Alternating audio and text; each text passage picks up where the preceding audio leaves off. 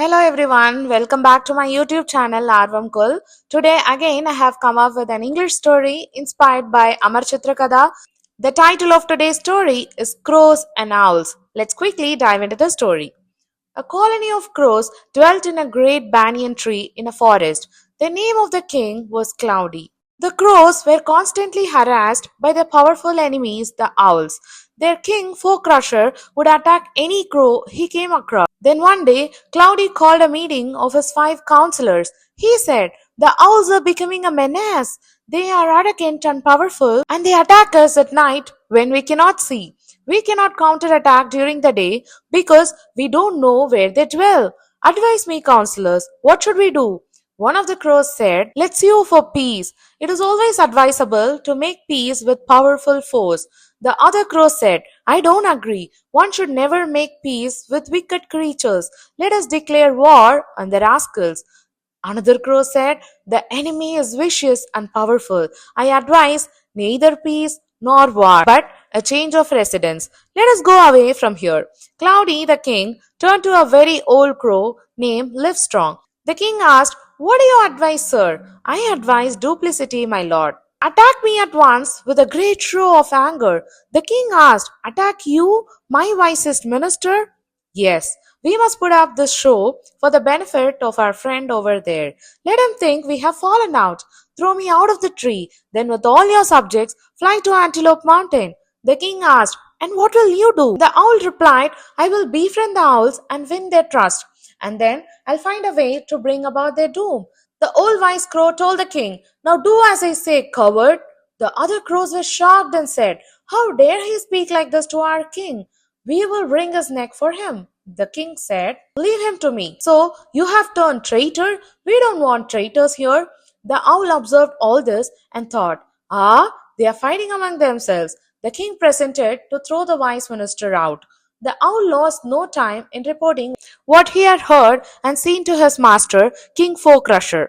"Your Majesty, the crows are fighting among themselves. They have thrown one of their ministers.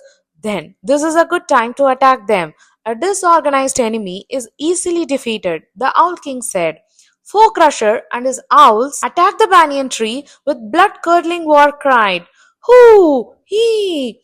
But soon they realized that there was not a single crow in the tree. They said, "The cowards have fled." Old Livestrong, who had been watching the proceedings from the ground, was pleased with the way things were going. He thought, "The first part of my plan has succeeded. Next comes the most dangerous part, but there is no turning back now. Well, here it goes." "Caw! Caw!" he shouted. "Look, there's a crow." The minister crow said, "I am no ordinary crow. I am Cloudy's minister. Be good enough to inform your master of my presence. I have so much to discuss with him."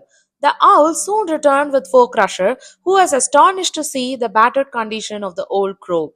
The Owl King said, "How have you come to such a sorry state, my dear sir?" The crow replied, "This is the way I have been rewarded for giving good advice. Your Majesty, my master Cloudy became furious with me when I urged him to pay your tribute. He assaulted me and threw me out of the tree.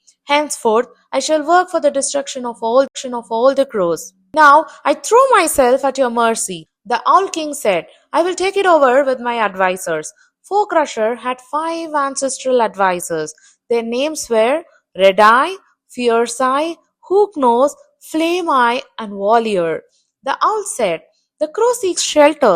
What is your opinion, Red Eye?" "Slay him without any further delay." "My lord, he is a crow."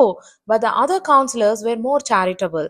The other owl said, "Grant him refuge, O king. It would be wrong to kill one who seeks your protection. He may prove useful to us in our war with the crows. Do not listen to them, your majesty. Slay him. He is up to no good. I have already made up my mind, Red Eye. The crow stays with us. We shall take him to our fortress." The owls lifted up Livestrong and carried him to their fortress. The minister crow thought, "I have fooled them all except the shrewd Red Eye. He has guessed my true purpose. This is our fortress, sir. Here you may stay in comfort and honor." The owl said, "Oh, there, make our guest comfortable. Look after his needs," the Owl King said. The Crow Minister thought, "If I stay in their midst, it will be difficult for me to go about my business without being observed. "Oh, king, it wouldn't be proper for me to enter your fortress. I am after all a crow and unworthy of the honor. Give me a little place near the gate, and that is enough. You may stay near the gate if it pleases you, my friend," the king owl told. "The second part of my plan has gone through successfully. I can come and go as I wish." Livestrong made himself comfortable near the gate and began to enjoy a life of ease and comfort. The owls treated him like, "Have some rice, your honor. Here are some mangoes." The red eye said, "We are fattening him when he is planning our destruction. He must be laughing at us." "Your majesty, the crow must go. He is making fool of you," the red eye said. The king was furious and shouted back, "Red eye, leave that poor creature alone. He is harmless. They won't listen to me. I cannot stay here any longer." Red eye thought to himself. He gathered his followers and told them to pack up their belongings. "The end is at hand. I cannot save the king as he refuses to be guided by me. Let us at least save ourselves while we can," the red eye said. "Anyone who continues to live here does so at his own peril. Let us go forth and seek another fortress in the mountains." Livestrong was overjoyed when he saw Red Eye leaving the fortress with his followers. He thought, "Only he could have spoiled my plans. The rest of them are numbskulls. The days of the owls are numbered from tomorrow. I shall start building my nest of death," the crow thought. Each day thereafter, Livestrong went to the forest and returned with a twig which he dropped inside the gate. "I am building a nest, your majesty. I hope you don't mind," the owl king replied. "Of course not. Let us know if you need any help." Soon there was a large pile of twigs at the gate, but none of the owls stopped to wonder why the guest required such a big nest. Then one morning, when the owls were asleep, Livestrong quietly left the fortress. He flew directly to a nearby mountain where Cloudy and the other crows were waiting for him. "We are delighted to see you back with us," the crow said. "How was your stay with the owls?" the king asked. He replied, "I shall give you a full account of my adventures later." The old minister also added, "But we have lot of things to do now. Let every crow take up a burning twig and come with us." Soon, an army of crows, led by the tireless Livestrong, was streaking through the morning sky.